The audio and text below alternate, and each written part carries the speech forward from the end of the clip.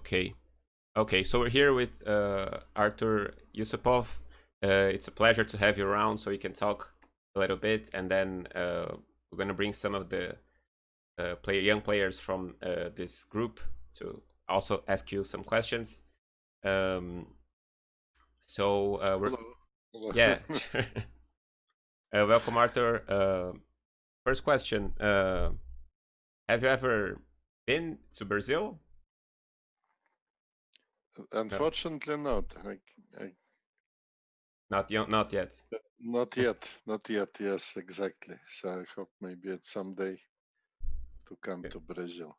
Great. Yeah, we'll be very happy to have you around. So we have many topics here to discuss. I mean, you have an amazing career as a player, and also as a writer, and also as a coach. So, like maybe if you could just tell us a little bit how you started to play, and how you did you get your contact with chess, and then how you start to get serious, just so people can get to know that story also a little bit. Well, started rather early at 6 years old because also my father he could play chess and he taught my older brother, and then I also started to play chess.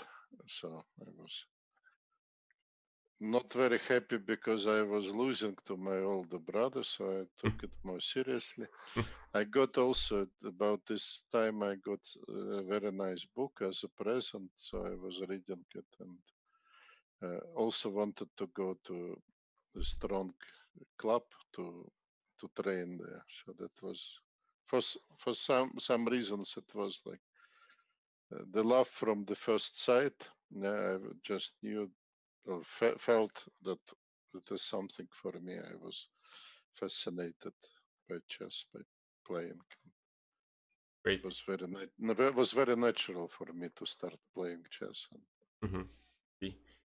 So when you were like as a kid starting out, like the questions I wanted to address, like which kind of books did you like to read, or when did you start to get in contact with books yourself? Like if there's any special book you remember as a kid that you learn or have some.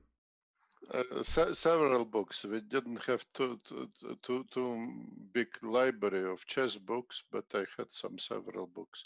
And of course, the first book I remember, of course, that was the game. That was the book of amateur play for amateurs. Yeah, Mhm. uh, teaching book by Kotov. No, I'm sorry, by Panov. I got also some nice books by Kotov. It was more like stories about chess, and so I was like reading all these books many times. Also, one book with beautiful studies and some funny positions. That also I was reading this book also many times.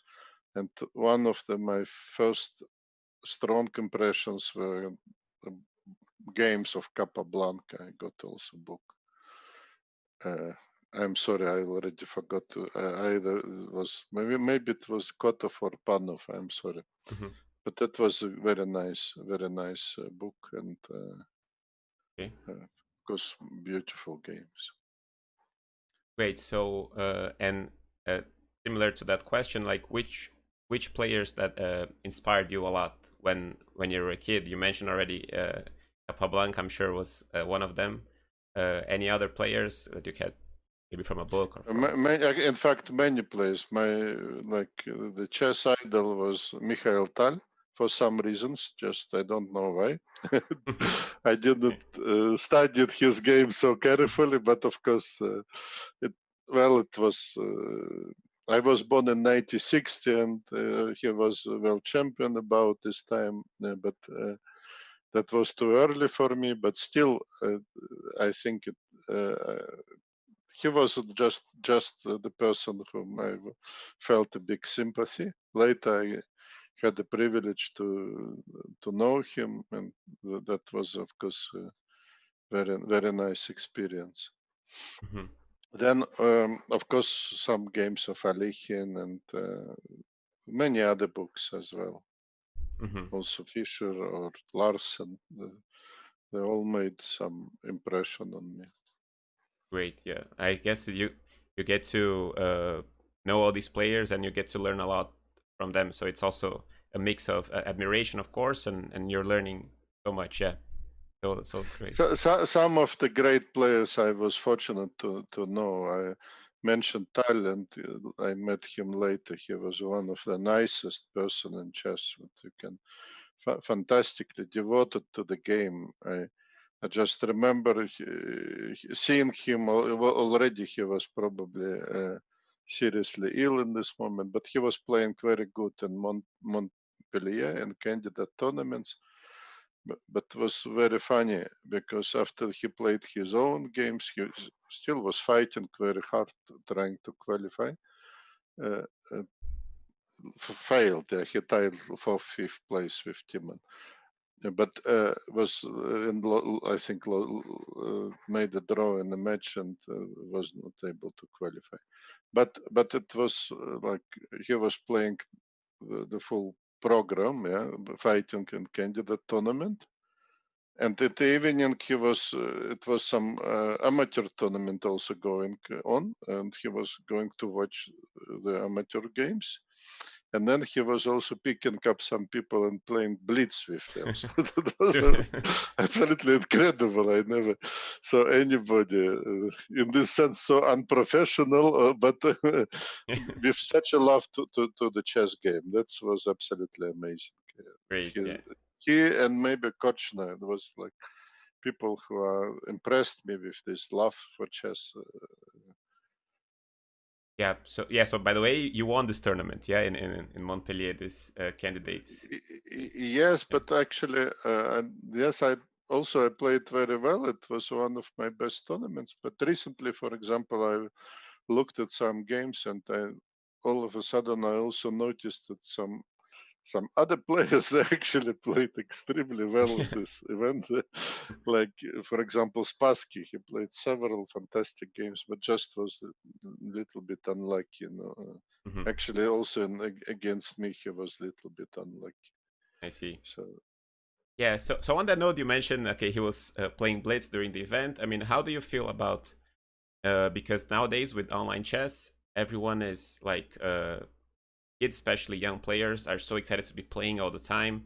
How is that relating with serious training? I mean, they want to get better, but they're playing a lot. So how do you measure that with?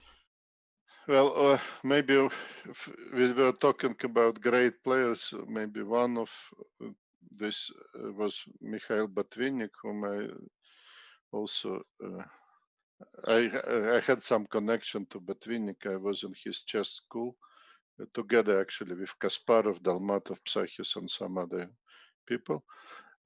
So it was a very strong experience. And of course, from Botvinnik, I learned this very seriousness. And also from my main chess coach and my chess teacher, Mark Dvoretsky, I learned also to take everything also very seriously. Yes. And so I have some kind of mixed feeling about online chess because I don't think that it is as serious as if you really play the tournament games. Maybe it should be like this also. Just it is a little bit different. Sure. I would say also you play rapid games. I cannot say that it is the same pressure like if you play the serious tournament game or classical tournament game. Hmm, I see. So usually, do you follow like these big online events where like Carlsen is playing the biggest? Do you follow? I was following some, but now I it is so many of them. Yeah, so I'm a little bit in confusion at the moment. Yeah. Actually, I've somehow I'm a little bit old-fashioned. I tried to play online, but we have a big problem actually in online chess, and that's extremely unfortunate problem. Yeah? That you always probably have a danger to run into cheating, and that's something what I absolutely I cannot. Sure. That's a big issue. tolerate. It's a big issue. It's extremely unfortunate, and it is very very bad thing, because without this, it would be absolutely great stuff. Yeah, Hmm. to play online, to be able to communicate, but very very bad. Yeah, so that we cannot use it in maybe in a proper way. I Yeah. see. Yeah. Yeah, because chess is such a worldwide thing, and of course, traveling everywhere is so complicated that it would be great to have everything just online. But we know it's not the same thing. Well, not everything, but we could have much more stuff online, or we could have a serious competitions online. Yeah, Mhm. and that's actually also possible. I'm sure. You can do it. You can do this big tournaments with Carlsen also online, and but we have to trust people somehow. But it is so unfortunate that we have this problem. It's really something what is some.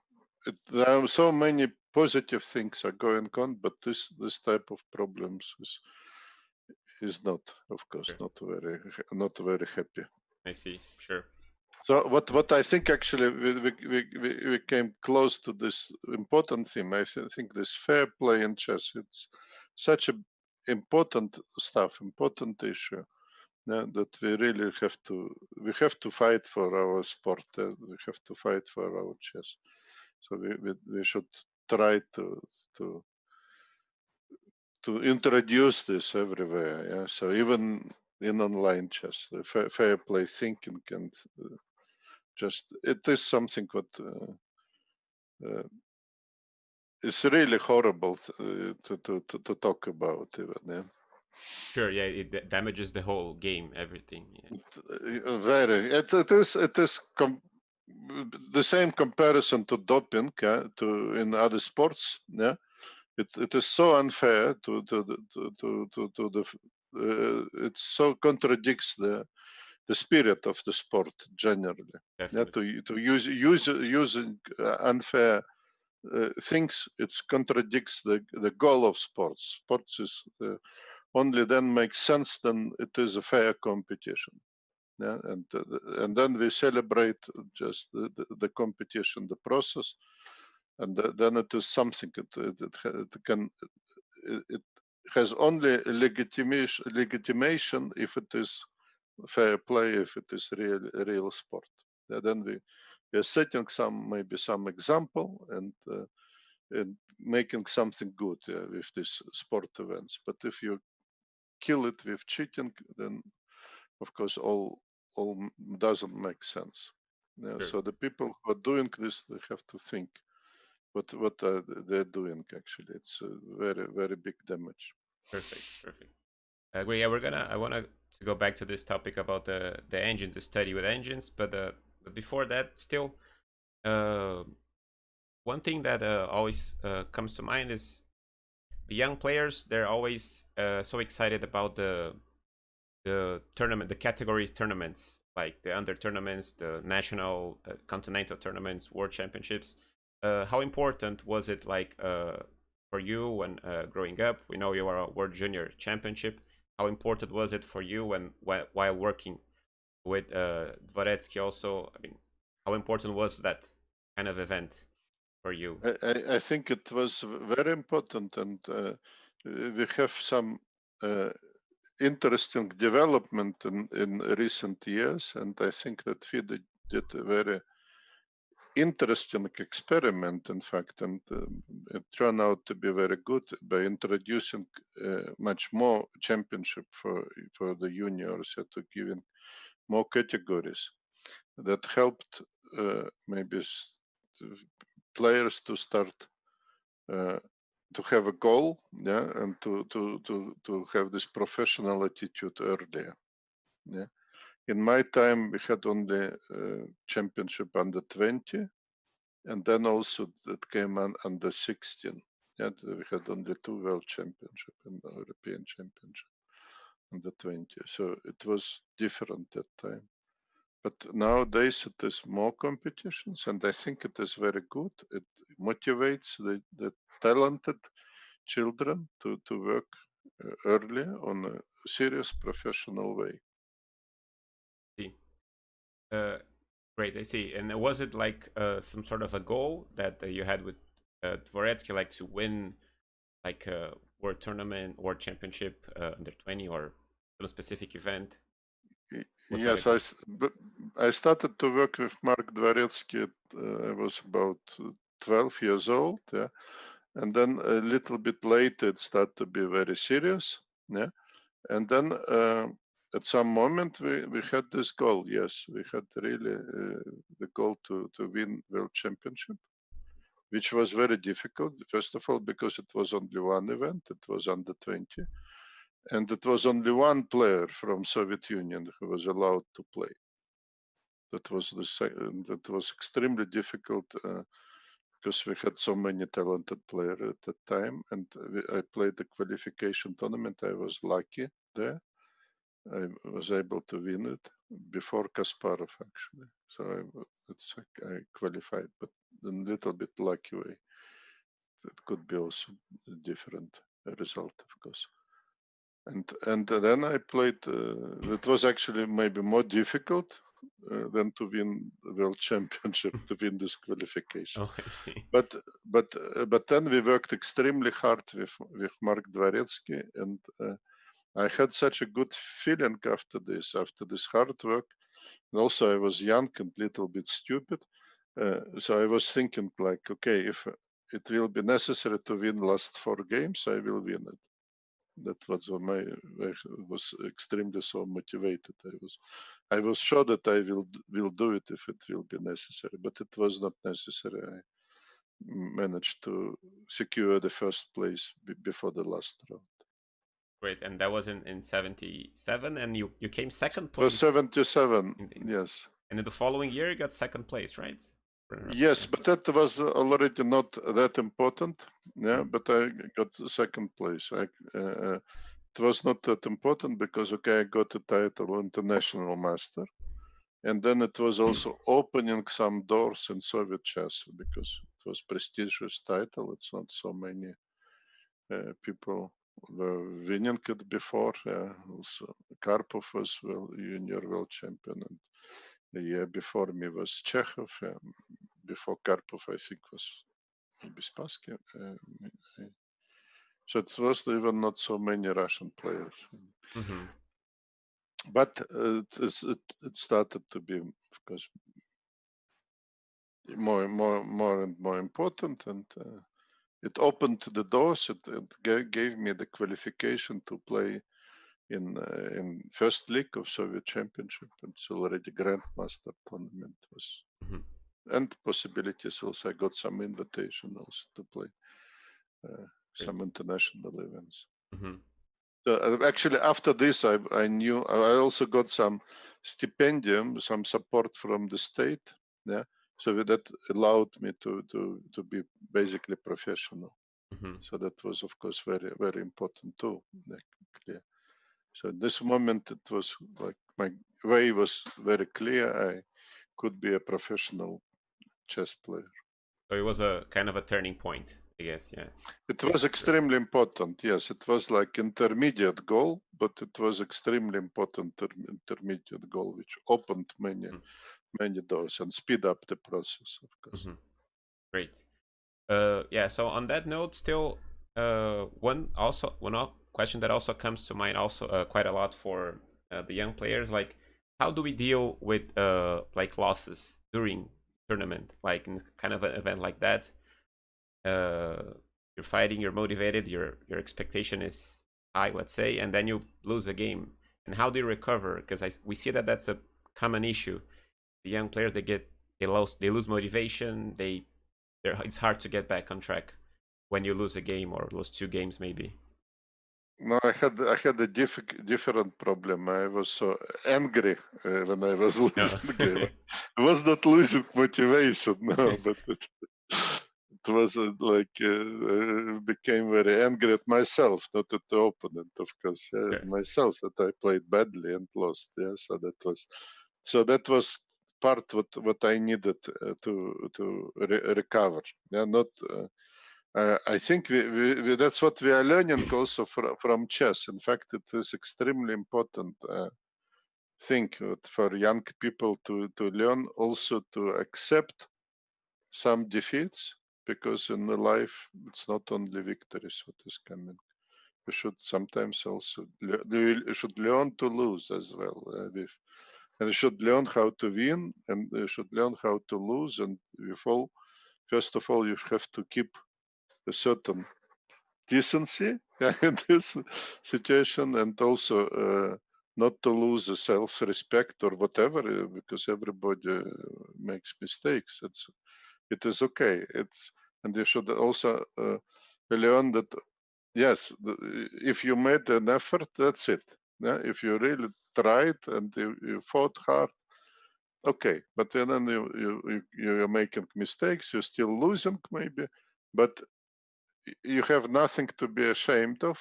It is a part of the process. You have to analyze why you made mistake. Maybe you can do better next time. And that's it. And if you learn, then you're turning defeat into the victory in this moment. If you start learning and analyzing, and then you can be better. You can learn from the defeats much better than from winning games, because they're hurting. Yeah, and then you have motivation to be better, to overcome these problems. And this is extremely important to understand for young people. I was also trying to teach my students that it's not a shame to lose the game. It's okay. All what you need to do is to fight. Yeah, you have to give your best effort. Yeah, and then if it's not working, then you have to analyze the game carefully and then understand, maybe because opponent played better. Yeah, maybe we can learn from the opponent, or we can maybe slowly raise also our level, or we made some mistakes and we can get rid of these mistakes and it'll be better. And that's the process. Great. Yeah, and be patient that it's gonna be a next time, because you say maybe the opponent was like better, he played better. Sometimes you played very well, but you made a big mistake. But at some point, Everything is possible. Yes, especially if my students, let's say, have privilege to play against grandmaster, a really strong opponent, and they don't have maybe big chance. But what I want them to play, to fight, to not to be afraid, to really to offer a big fight. And I'm telling to my students, you should play the way that your opponent would remember your name. Yeah, and that that's a good point. Yeah, he said, "Oh, this yeah. I know this guy. I played him. A very tough opponent. You always want to be the tough opponent. Yeah, right. At Great. least Please, tough opponent." Yes. or And I better. said, "Okay, you should learn from grandmaster. Use your opportunity. You should learn an opening, middle game, and then an end game. That's the point. Great. You should fight that he should demonstrate it. Maybe if he will find some study like win, okay." That's it. You already reached the goal. Yeah. Yeah. Okay, so we're talking about playing with of course grandmasters, big names that makes you improve. So on that note, I mean, how was it to face Karpov and Kasparov so many times in the 80s and the 90s, at the time they were playing such in a high level? So how was it to face them generally? I mean, It was very interesting. It was very challenging, but of course it was very tough. I didn't have a psychological problem or motivation problem, but maybe sometimes I wanted maybe too much. Sometimes you didn't trust yourself enough. Yeah, that's what I learned. I would say that with the knowledge today, I would maybe have better chances, but because it is to find the balance between these two things. But one, you should respect them, but you shouldn't respect them too much. Yeah? you should understand that of course they're different category. They're much better, but you also have chance. On a good day, you have a chance. Hmm. And I was lucky in one game against Kasparov, and only once I could beat Karpov. But still, they're world champions, and okay. It was a very complicated King's Indian, right, against It was Kasparov. very Very complicated. complicated. Yes, I actually I deserved it on maybe 90%. Yeah, because I fought as well as I could. Yeah, that's it. And fortunately, it was enough on this day. Yeah, normally Kasparov would beat me, but in this situation, in this position. But fortunately, it was like Yeah, it was a very, very complicated game. Yeah. very complicated, very tough. But that's what I learned also. You have to be also try to do your best, and that's it. Yeah, that's it. Yeah. Then Mhm. and sometimes if you're really tough against this and you fight for every square, yeah. If you fight against Karpov for every square, if you refusing to lose, yeah, that's also helps. Yeah. Great. But of course, they had such a big qualities, the both of them. They were on a different chess level that I can understand that now. I didn't reach this level. Yeah, it would be very fascinating. I only was like once or twice in my life, maybe on this on this level, but it Mhm. was like for me it was really highlights, yeah, of my chess career. But couple of good days, yeah. So Mhm. Yeah, so talking about games, we all know one of the most famous games you have is actually a rapid game, which is a fantastic game against Ivanchuk that people talk a lot. Personally, for me, is one of the most amazing uh, tactical ideas I've seen, because you have kind of a slow attack, and then you have like a deadly threat with the Queen H1. So it's a game that impressed me a lot when I saw it first time. But I'm sure uh, that what game is very important for you. You qualified to the next phase on the candidates, but maybe you have some other game that also is special for you apart from this one that I'm sure has an important spot in in. fact, the previous game from the match, the same match where I equalized the score, that was actually a better game. Yeah. Uh, it was even better game. But these two games, this is some special story. We were talking about this raising the level, yeah. So that was actually for me was like if you remember the book of Stefan Zweig, Sternstunde, yeah. The I don't know the English expression, like Okay. your your peak of your career, yeah, Okay. something like this, yeah. Hmm. Uh, and it has some special story connected with the putsch in Moscow. It was really, I was already moved to Germany and I was playing against brilliant Ivanchuk. He was really fantastic player, better than me, but I was very tough in matches. I had experience. And it was tough match. He was leading, and at this moment it was this military putsch in Moscow, and it still was my hometown. And you know, if I have my relatives and parents and brothers in Moscow, and you are worried about all this. And my preparation for the last game was to switch between BBC and CNN and to see what is going on in Moscow.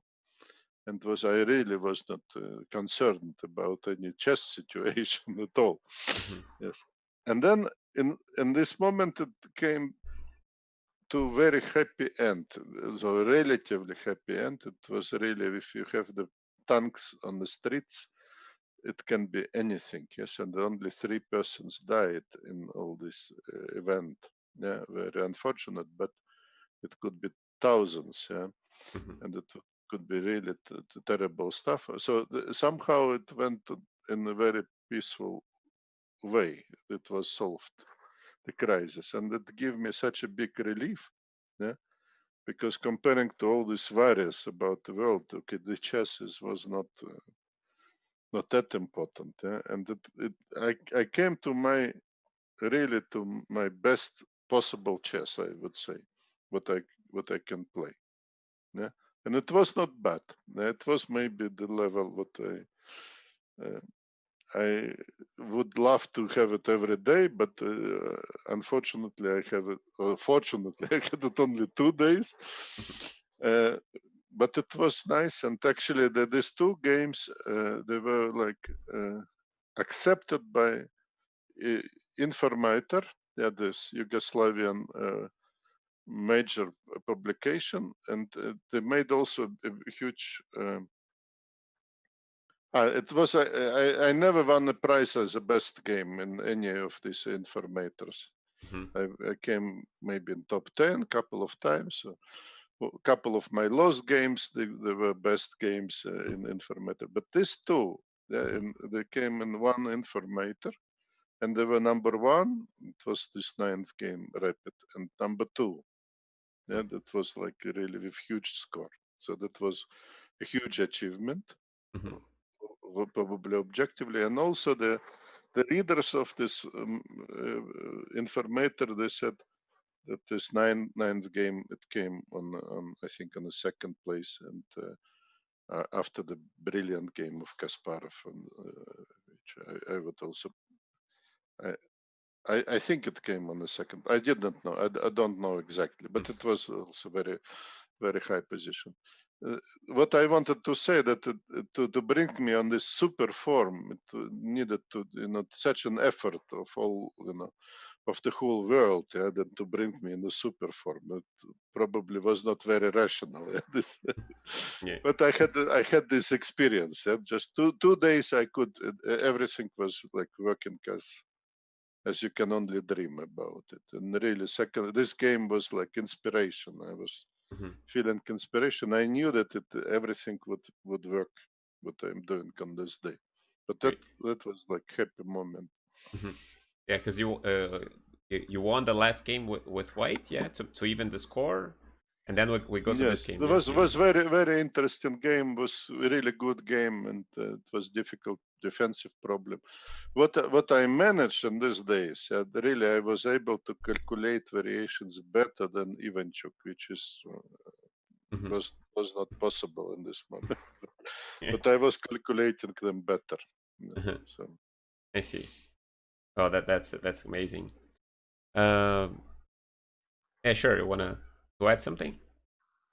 No. Fortunately, it was only 2 days. Like like this. All other the career, but I of course I'm grateful also for this moment, because then okay you have some small masterpiece, and that's fine. And there was also some good games and some instructive games, of course, in my career. But okay, that was like a really highlight on the chess level. Yes, but okay.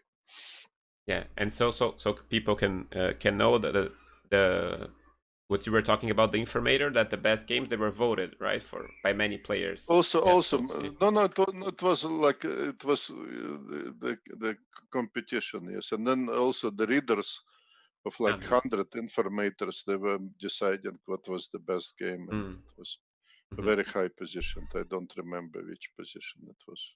First or second, I don't know. Even maybe I think Kasparov game was on first.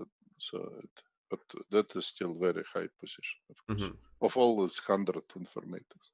But it doesn't matter. It was like a very strange feeling. You have a huge inspiration. Yeah, you can do everything on the chessboard. That's what the feeling.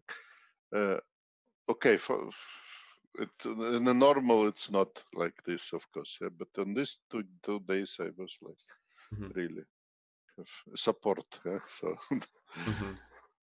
great. Okay, so so it's so nice to hear all this stories or your opinion. I think we're closing now our conversation. Now we're gonna go live and talk a little bit. Have 3 young players that will come to the call with us and ask you, I guess, 1 or 2 questions, and then we can maybe develop some more on that. Let's see. Tá, vamos ver se deu certo aqui. Yusupov, do you speak Spanish? Unfortunately not. Unfortunately not. But I can understand some Spanish. I can understand, but I tried to learn it, but failed. Yeah, unfortunately. Let's see if I'm. Is this working? O pessoal tá ouvindo a gente já? A gente tá ao vivo ou não?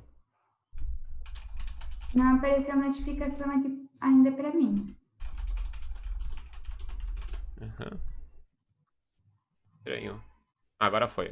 Beleza. Muito bem, pessoal. Então, boa tarde para todo mundo aí. A gente tá chegando agora.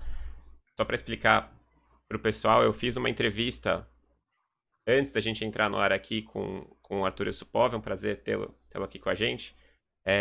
Depois que a gente fizer a conversa aqui com alguns dos integrantes aqui do JTXP, o Jovens Talentos Xadrez Brasileiro, eu vou rodar aquela entrevista que eu fiz com ele. Foi bem legal a conversa. A gente fez uma conversa de uns 30, 40 minutos. A gente falou sobre bastante coisa interessante, muita coisa legal. Ele falou da carreira dele. Eu vou rodar essa entrevista depois para fazer a tradução simultânea, tá? Então a gente deixou agora ao vivo só a parte que vai entrar alguns integrantes aqui do grupo para conversar. E vamos fazer algumas perguntas para ele também. Aí a gente já finaliza com ele. Eu já tô aqui faz mais de meia hora com ele aqui na chamada. Finaliza, eu rodo essa entrevista que eu fiz com ele com a tradução para vocês acompanharem também. Então, okay, so we're just telling them we just had a great talk here with Artur Yusupov, and now we're gonna hear some of the questions from the young players here from this great group. So we have Gabriela Feller here with us. A gente tá com a Gabi aqui que vai fazer uma das perguntas para ele e a gente vai traduzir simultaneamente. Espero que vocês estejam ouvindo bem aí. Então vai lá, Gabi. So, nice to meet you, Mr. Yusupov. Nice to meet I you. am your great fan. I love your books. Oh, and thank you so much for this opportunity. And during your trajectory, did you have any difficulties to make progress as a player? Yes, I think so. I think it is always complicated stuff to learn, and especially such a fantastic, such vast game as chess. You are learning all the time. You're learning many years. And in this learning process, sometimes you can have difficult moments, and then you have to be patient, and you have to work, and then you can reach maybe the next level. It was always like this with me. I need to put a lot of work, and then at some moment you feel, now I started to understand things better, and I came to the next level. So I think it's maybe with most of the players the same way. So taking that the same line of questioning, like let's say you work a lot in chess during some months for an event, and then eventually you have a bad event. So how is that happening? Because sometimes you don't see the result right away, right? And how do you dealt with that, or how do you deal with this with your students now? It can happen. The bad event can happen, but it is also a chance. Because it's the mistakes are not coming from nowhere. It is something what we can learn. We should take these mistakes, analyze them, learn from them, and to try to be better. And then it is also our chance. It's actually I had in my life, I have some difficult periods. For example, some months I couldn't win a game.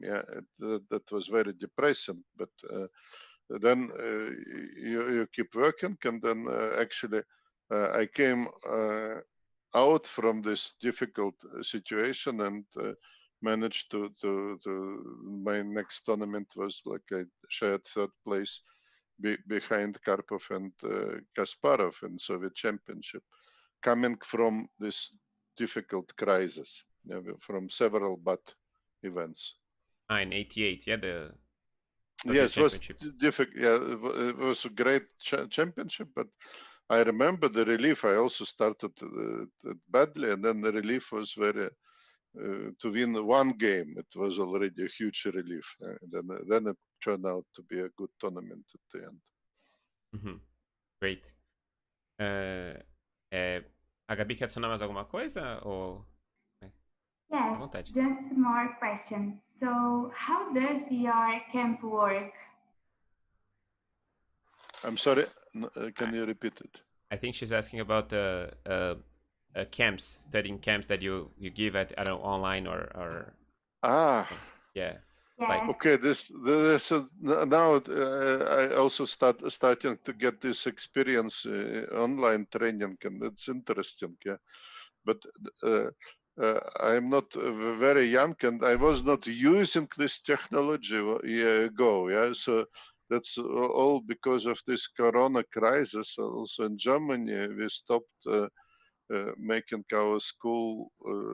Normally, we were making like live sessions with children, and then all of a sudden it started to be a big problem, and then I had to learn all these new technologies, and it is actually fascinating, this new possibility. So I'm working very much now online, and this is fantastic that we can talk and communicate like this.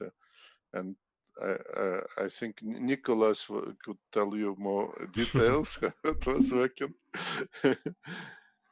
I think it's a good thing. Yeah, it's what also we said we had a very bad situation now. I know also in Brazil it's a difficult situation, but you guys are doing right things to try to be positive and to do some positive stuff and to use these technologies what are possible.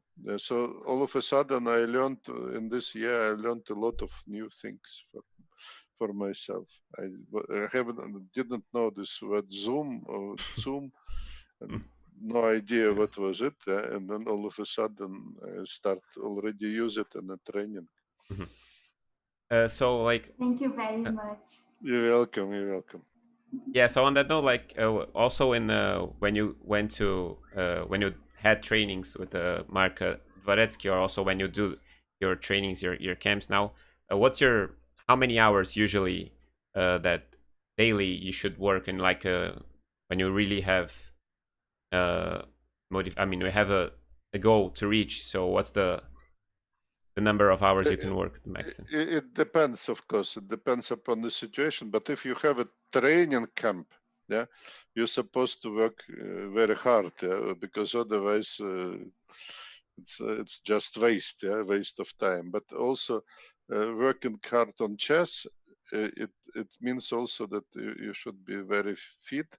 So at the same time, we were working very hard on our physical form and the physical fitness, and that's a good combination. So if you're making some camp, you also should do some other sports, not only chess, but also to keep yourself in a good shape. It's extremely important. I see. Great. So it should be some combination of chess, hard chess work, of course, and then also some sports. You think that's very important for like reaching high level yes, concentration? From my experience, yes, we were also playing soccer, for example, a lot. Yes, I know that it is, of course, extremely popular in Brazil as well. Yeah. So we were admiring Brazilian players, yes, but actually, chess players and soccer players, they have many things in common. In fact, there are a lot of parallels between these two sports. But okay, that's probably the reason why chess players actually good at soccer, in my opinion. I knew many chess players who really played well. We have example, even the grandmaster was Agdestein. He was playing in national team of Norwegian. In both sports, in both sports was like. Yeah, great. So, yeah. Gabi, quer adicionar mais alguma coisa ou é isso? A gente chamou? No, just thank you. You're welcome. Okay. Ok. Pro pessoal aí, acho que o melhor jeito é a gente chamar o Nicolas e fazer mais uma pergunta, depois o Lucas e a gente fecha, depois eu rodo toda a entrevista de novo, traduzindo, tá? Pra ficar mais rápido. Pra não parar aqui, a gente já vai na sequência, acho que é mais fácil. Okay, so we're gonna call Nicolas in now, and then we're gonna continue with like another questions. Thank you, Gabi. Bye. Bye. Bye. Okay, one Thank second. you. Gonna come back in a second.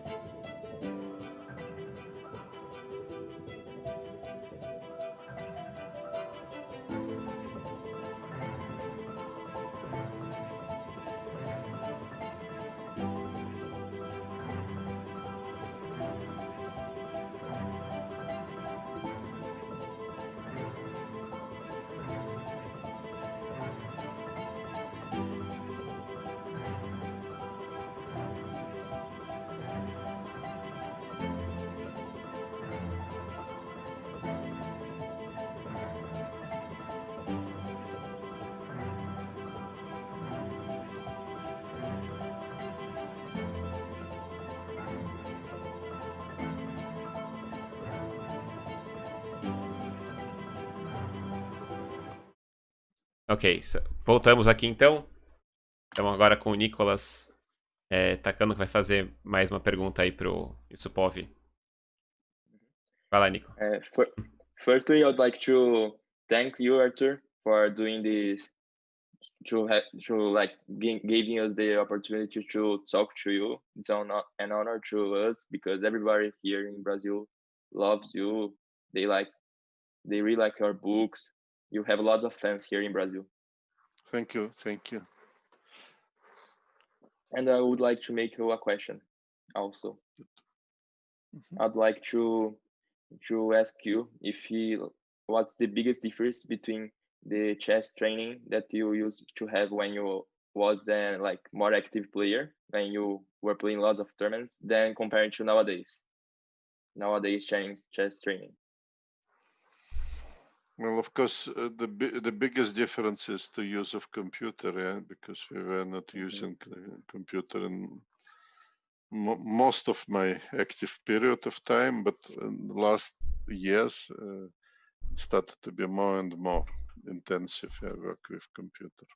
Yeah, the computers really had a big impact on chess training when they were invented to now it's like different to analyze a game with the computer than even with the best player in the world. They don't have the capacity to analyze a position like a computer. Yes, that developed the chess in a certain direction, but of course there is also some negative things about working too much with computer. It is a powerful tool, but the danger is that we are not solving the problems ourselves, but relying more and more on the solutions what the computer is finding. Yes. So that's what is different, huge Yes. different. For improving, sometimes it's better to analyze without the computer, so you can get your own conclusions. I think it is important to find a kind of healthy balance. Yeah. So also to give yourself time to think about position yourself, to think how do you like it, how would you play it, and not immediately switch on computer, because I think we should be also creative, and we should cherish our creativity. Give us opportunity to think. It was like the camp that I did with you. Like we analyzed two games really, all the lines almost of that could be played on the game, and that like made me think a lot and calculate a lot, and some things that if I wasn't like doing a camp I would never think about, or only just use the computer to find such crazy positions that we analyzed. Yes, nowadays it is so simple to turn on the machine, yeah, and to have an answer. But for me, actually the most fascinating part of chess was in searching for an answer of complicated position, yeah? And to be Yes. able sometimes to find or to come close to conclusions, to close to solving the problems. That's the biggest pleasures for me personally. So this analysis, that's what is one of the most interesting part for me. Yes. So like for young players that have like they play games and they have this habit to right away just going after the computer. I mean, let's say some of them have coaches, some of them work by themselves. So they should your main message here. They should focus like on their game. I think that this is somehow a mistake. Yeah, I don't know how to avoid it. I don't have a clear recommendation, but it is like you are taking the dessert at the beginning of the meal. Yeah, you're taking the sweet things. Yeah, so then why to bother with all the salads and all this stuff, yeah, on dessert. But no, I think important for the players to train the ability to find the solutions and to solve the problems.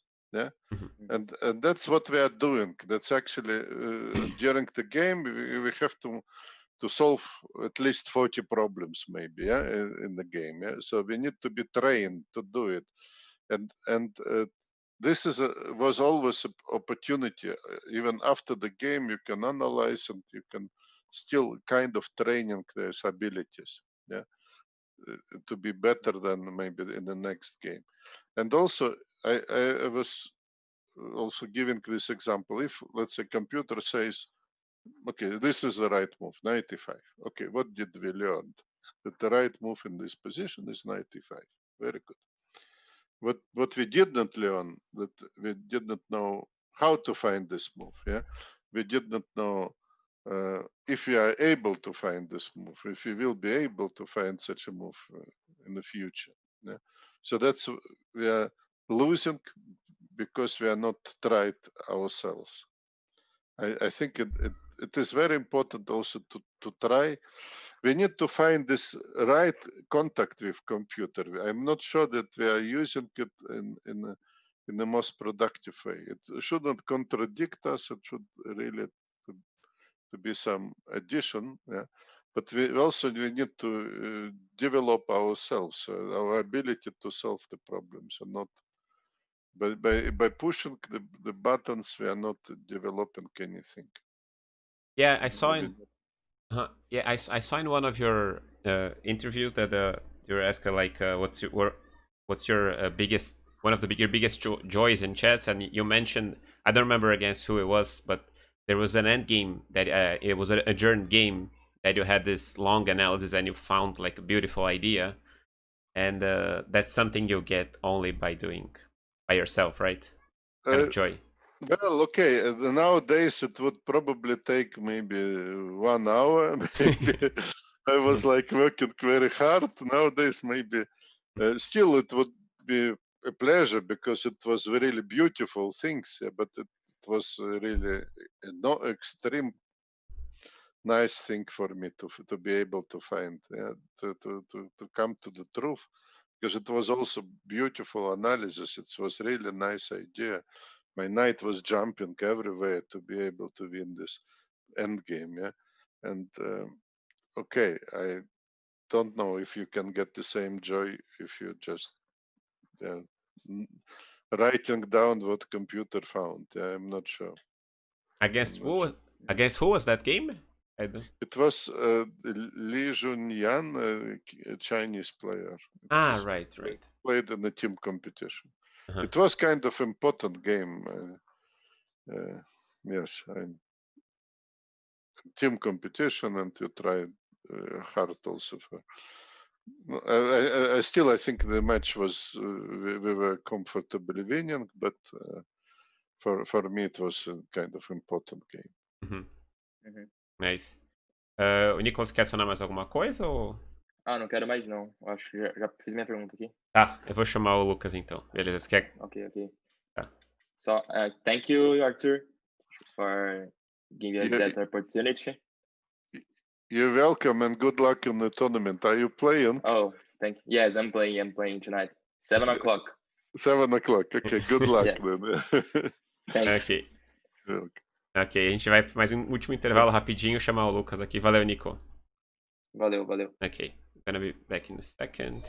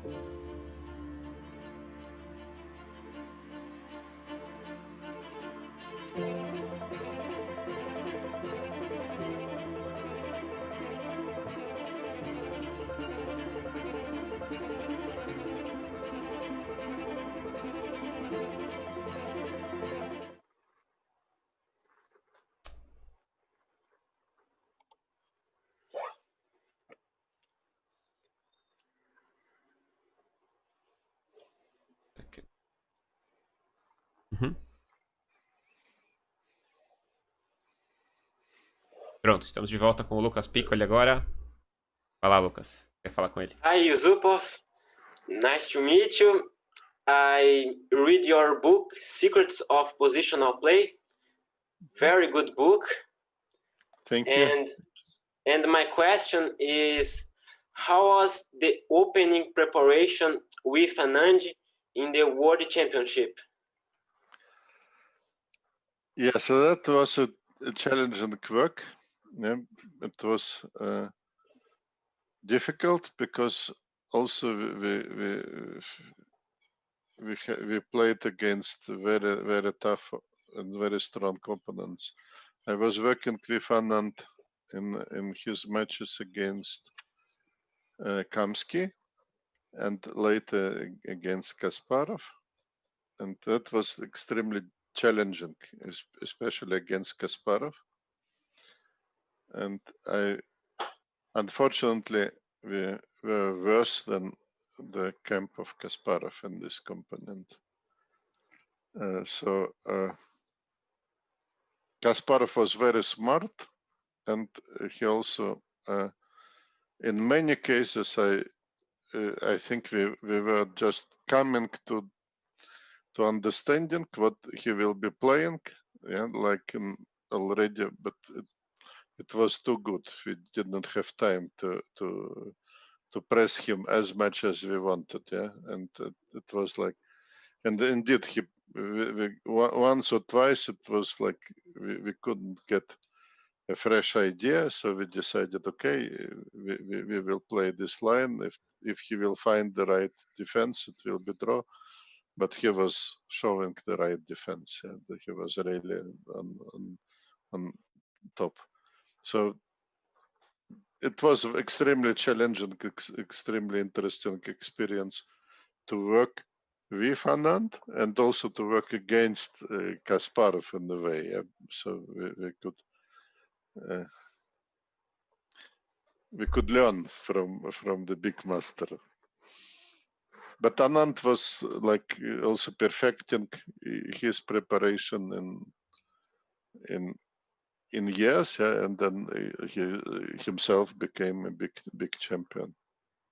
But in this match against Kasparov, it was his first world championship match. It was still very difficult for him and for us as a team to fight. Lucas, quer adicionar mais alguma coisa? Ou senão eu puxo outra No, pergunta aqui. that's it. Ah, ok. Yeah. Thank you, Yusupov. You're welcome, you're welcome. Tá. Lucas, se quiser continuar mais um pouco, eu vou puxar mais uma pergunta aqui só. Yeah, so on that note, I mean, how do you feel about the two questions now? With the first about the World Championship cycle in general now, the candidates and having every 2 years.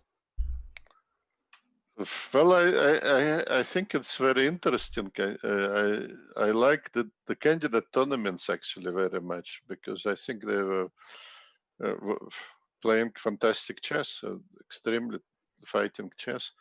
Very unfortunate now that we don't have the tournament finished. Yeah, that's extremely unfortunate. Yeah, but okay. But the previous one, which Caruana won, was fantastic. I was like watching many games live, and I was also in Berlin and was watching this, and it was an amazing tournament, very high level, very many players were on really on top, and it was interesting tournament also in Sverdlovsk was played, very interesting. Mm-hmm. Yes, I think this is a very good. What we somehow we are not getting is World Championship match, which is as interesting as this qualification tournament. All right. That's very unfortunate because actually, yes, I was hoping on the match Caruana Carlsen that it could be fantastic. It wasn't as fantastic as I hoped. Yeah. But okay, not always. Of course, it's a little bit unfair because we want some action, some spectacle, yeah. But the players, they want to win. They want to win the match. They have little bit different goals, and also when we have many parallels also to soccer. Sometimes the two teams they can neutralize it themselves, and so the match is not developing. Sometimes it goes fantastically, sometimes it's not so spectacular. Yeah, and on that, like, which was the tournament that you felt more tension? Was it the candidates, like a specific game, or during a match? I don't know. All these actually candidates tournaments, they were very, very tense and very, very interesting. I wouldn't take them away, yeah, because it's actually some extremely interesting event. If you remember the last round, the tournament which Carlsen won eventually, yeah, candidate tournaments, but the last round he lost. Yeah. Also Kramnik lost eventually. It was like unbelievable tension also at the end. He was qualifying with a draw there. He didn't know, of course. He didn't know, but that's type of tension you have only in these events. Yeah, I would prefer in this kind of mixed system, tournament and matches. So I think it's kind of good what they have.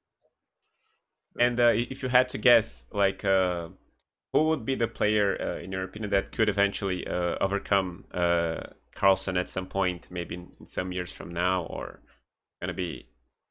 It's a guess, of course, a speculation, but what would you think about that? Yes, it is difficult to say at the moment. Yes, I think it should somehow re-emerge from this cycle. Yeah, it is. I would say it is possible to beat Carlsen. It is, of course, extremely challenging, and because he is a fantastic player.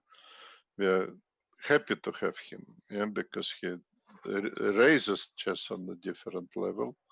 Already raised chess, but also he need to be challenged much harder. Yeah, I was really hoping at Caruana because he had such a fantastic potential and he showed it also. But you need to have a right moment also. We were talking a little bit before. Yeah, need to have luck maybe and to have the right moment to play the match, and then to be in this super form. Like Caruana, he showed that he could be the champion if he like he played in St. Louis several years ago, or like he played in Berlin. That's a high level. Yeah, it's a really high level. But he was not able to perform the same way. Yeah, and unfortunately, of course, the tension is different by world champion match. He was still able to hold the draw, yeah, in a normal match. Yeah. Yes, yeah. But if you want to be world champion, you should win the match. Yeah, that's actually. Yeah. Well, so I mean, I can only thank you so much for everything we talked today. I mean, people did not see yet, but we had like a 30-40 minute talk before we went live. It was so nice to hear your opinions and your history, your huge history in chess as a player and as a coach, and your experiences. So everyone in Brazil here, I think they're so glad. They're such big fans of your books and your career also. There were so many people in the chat right now talking and complimenting. They're happy to have you around, and we hope to have you here in Brazil at some point also. Thank you very much. I'm very happy to do this, and I'm very happy that the young people in Brazil, they are very active and doing a lot of stuff, trying also to organize things. I think it's a fantastic attitude. That's what I like very much. And I would be very happy maybe someday to come to Brazil. Maybe that would be nice thing. And I wish you all success with your organization, with the tournament, what you are doing. Enjoy the chess and have a nice time and next days, and all the best to you guys. So that's the message for everyone in Brazil. Enjoy and keep on doing that. So great. I mean, this group of young players. I mean, I'm coming in here to interview, but I'm not directly part of the group. They're amazing. The group is amazing. I mean, I've been following everything they do. They organize matches against other countries, teams from other countries. So I mean, I'm really happy to also take part on this today, because they deserve this and much more, because we know it's not easy to put these initiatives move forward, these initiatives. So yeah, that's it. Thank you so much once again, and I hope to see you next time. Thank you. Great. Thank you. Okay. Bye. Bye. Bye. Bye. Thank you. Okay.